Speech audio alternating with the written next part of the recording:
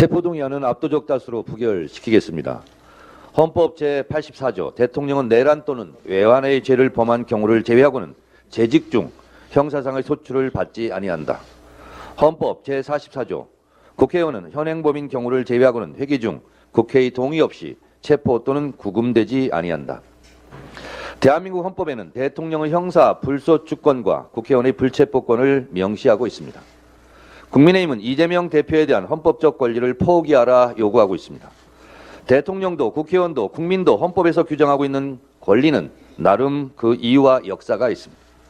국민의힘 요구대로라면 윤석열 대통령에게 제기되고 있는 각종 의혹에 대해 헌법상 권리인 형사 불소추 권한을 포기하고 수사받고 기소당해도 좋다는 뜻입니까? 김건희 계좌가 활용당했듯이 윤석열 대통령도 형사 불소추권을 포기당하고 싶을 의향이 있습니까? 부산저축은행 불법 대출 사건 부실 수사 의혹과 대선 때 허위사실 유포 혐의에 대한 야당의 대통령도 수사받아라 라는 주장에 응하실 의향이 있습니까? 이재명 대표에 대한 구속영장에는 돈 한 푼 받았다는 육하 원칙에 의한 증거가 없고 대장동 개발에서 5,503억 원을 공공이익으로 환수했다는 사실은 대법원 확정 판결로 입증되었습니다. 영장을 칠 일이 아니라 상장을 줄 일입니다. 검찰이 흘리고 언론이 받아쓴 변호사비 대납 사건은 영장에 쓰지도 못했습니다. 이재명 대표 얼굴 모르는 국민이 없는데 어디로 도망갑니까? 검찰이 332번이나 압수수색해 이제 압수해 갈 자료도 없을 텐데 어떻게 증거인멸을 하겠습니까? 무죄 추정의 원칙, 불구속 재판의 원칙에 따라 민주당은 체포동의안을 부결시키겠습니다.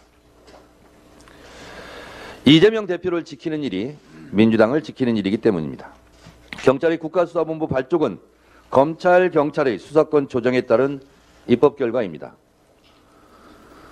경찰도 충분히 수사 능력이 있고 사법고시를 패스한 변호사 출신 경찰 간부가 많이 있습니다. 경찰 기관에 경찰을 임명하면 될 일입니다. 경찰 출신 변호사를 서울중앙지검에 임명하면 검찰은 가만히 있겠습니까? 윤석열 검사 독재 정권의 또 하나의 폭거이며 경찰과 국민에 대한 무시입니다. 검찰 끼리끼리 해먹는 인사참사입니다.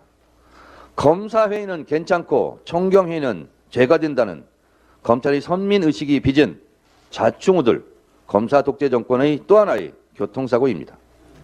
반성하지 않고 또다시 검사 출신을 국가수사본부장에 임명하는지 지켜보겠습니다. 그런데 말입니다. 증거들이 많이 나온 사건번호 133호 김건희 수사는 안 합니까? 이상입니다.